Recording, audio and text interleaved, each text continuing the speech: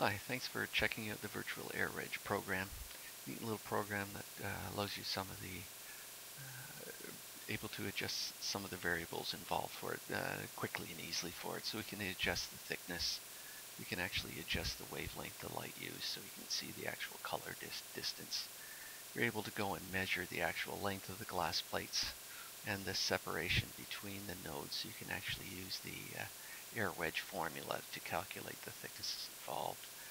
You've got two unknown materials, so you can actually plot the values. You're able to actually as well show it in terms of white light, so you can actually see what the pattern would look like if you had white light, which is sort of why you would actually see the multicolors on gasoline on top of water, so you get to see that neat little effect. And likewise, if you go to Newton's rings, you can actually figure out what the curvature of a particular wave is going to be. So you can actually plot the distance from the center to where the nodes and the antinodes are. And if you're given the wavelength, you're actually able to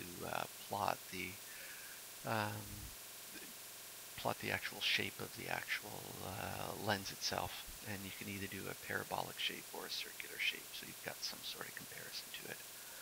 Likewise, if you can do soap film, we get the reflection or the transmitted side.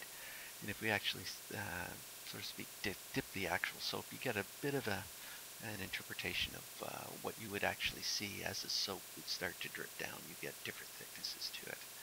And if you did it as a white light, you'd actually see a certain pattern to it. You can see it once again on the reflected or the transmitted side. A neat little visual representation of an everyday quote, an everyday occurrence that people have experienced when they're working with soap films as a kid. Anyway, neat program. It's got a fair amount of options that you can manipulate, record, and get some hard data for it. Anyway, hope you like the program and tell me what you think.